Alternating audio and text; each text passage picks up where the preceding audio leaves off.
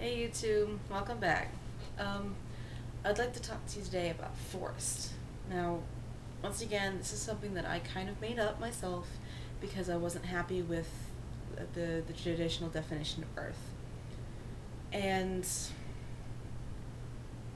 I guess the idea kind of started bothering me because of what I learned in elementary school.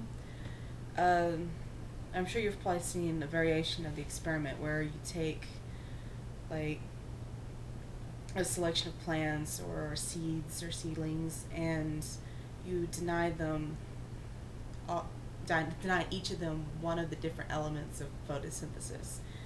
You put one plant in the dark for a set amount of time, and you take one, you don't give it any water. You take another, you don't give it any soil to grow in.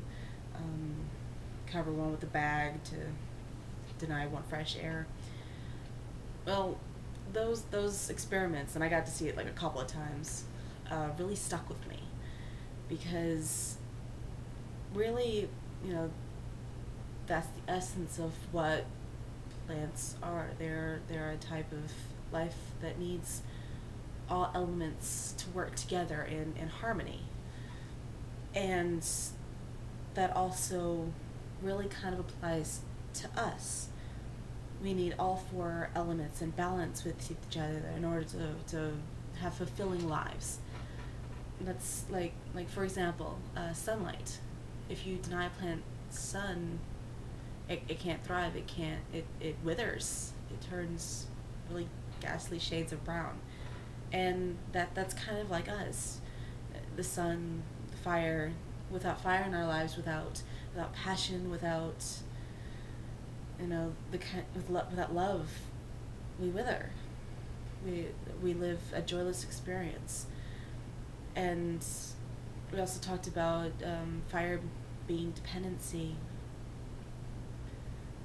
If you live your entire life without needing or being needed, completely cut off from the rest of you know society, from life, it's a very dark existence.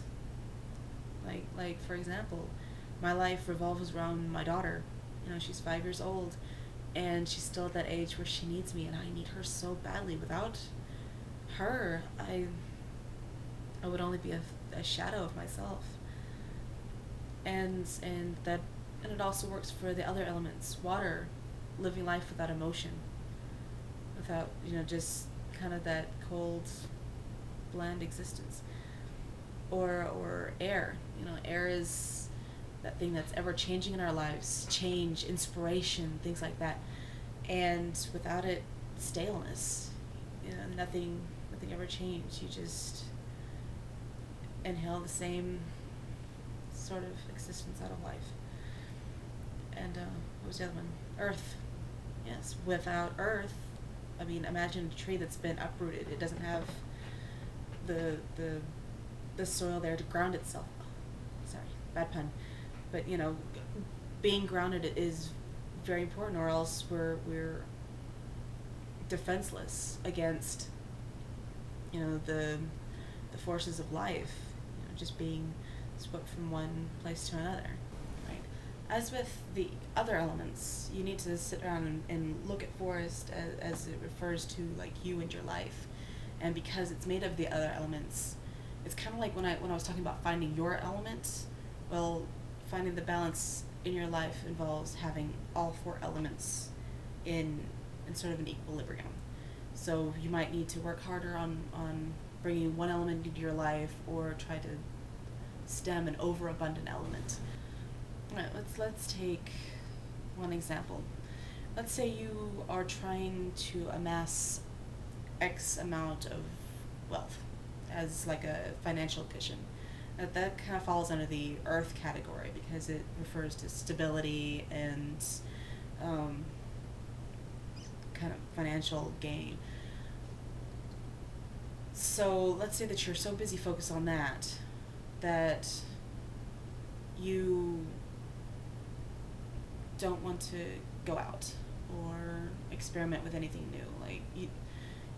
You'd be like, somebody invites you out to go to dinner at the new Chinese joint down the street that's supposed to have some really good, like, wonton or something like that. But, you know, you don't want to do that because you're so busy stockpiling your money at home that the idea of spending it, especially on something you're not sure about, you know, that you never, you're that person that never wants to go out because they don't have the money, even though you know they've got the money, and you know they just don't want to have to spend any of it, even to go out with your friends. You know, I'm sure everybody knows that person.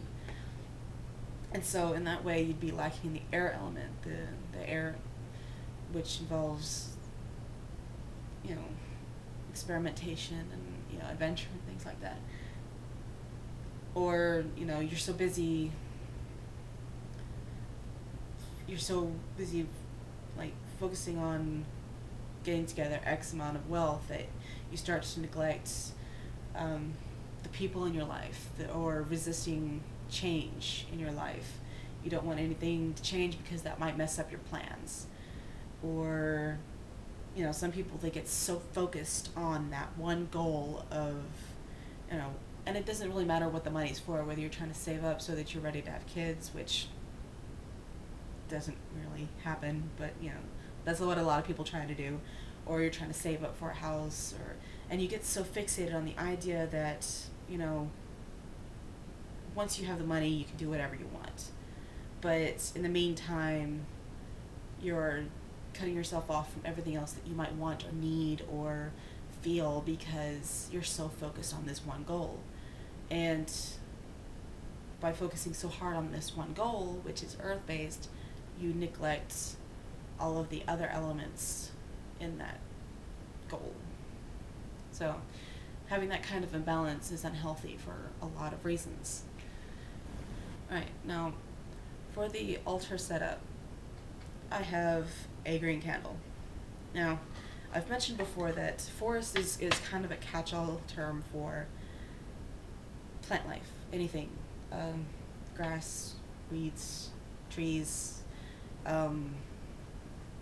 algae. You know, I mean, like, literally every kind of plant life you can think of. Shrubberies, flowers. Generally, though, if it's green, it's good. And for my candle, I have Walmart fresh bamboo, because I was looking through a whole lot of them, and like, okay, I'm not gonna lie, I hate the smell of pine. No. But I found this one, and I took a good whiff of it, and it smelled a lot like I walked out to the lawn out here and just plopped my face in the grass. So I don't know that it smells like bamboo, but it does smell like grass. So that's what I picked, and it's a pretty good color. Really, for forest, I guess any planty scent would do well. I will name drop though. There's this section of the Yankee Candle Company. I found it in the back of the store, and it has man candles. And I'm not kidding. They're perfect. They've got a candle that's about this color, and it's called like mown grass or something like that. I popped that thing open, and I swear my hay fever started acting up. So if you can make it to Yankee Candle Company, I would suggest one of those, like, very strongly. I would have bought one if I could afford it. In the meantime, you know, this will do, but it's my goal to get out there. And unfortunately, they didn't have any other scents that I could use. They had something like used fire pit, which, if you think of, like, if the smell of a fire pit, like, makes you think of fire, I'd go for it. It's like dark gray, and they had stuff like 2x4 and Man's Night Out, which smelled like, you know, guy's cheap perfume, cologne. Sorry. And they had a pigskin that it smelled just like a football. So, Yankee Candle Company, best smelling grass you'll ever find in a candle.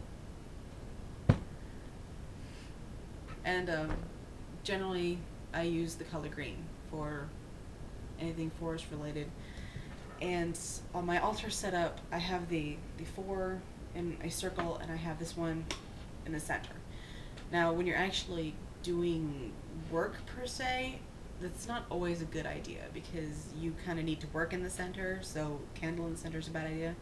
So usually what I do is I'll kind of move everything out to kind of this outside, and I'll put the forest candle like front, and have like, you know, my other candles overside, kind of like there's an invisible pentagram on there that's just a little extra wide at the bottom. It's not equidistant, but you'll figure that out for yourself once you have your own altar, because sometimes you just need the space to work and there's not any. It also doesn't help that I'm kind of short and my dresser's kind of tall. That's what I use for my altar. Otherwise I could probably just lean over, but it's too tall for me. Alright, that is probably enough about the forest. There's one more element, technically speaking. It's spirit or ether or whatever you want to call it. So I'm probably going to have to figure out how to explain that one, because on the surface it's really easy, but afterwards it gets a little deceptive. So I hope to see you there. Blessed be.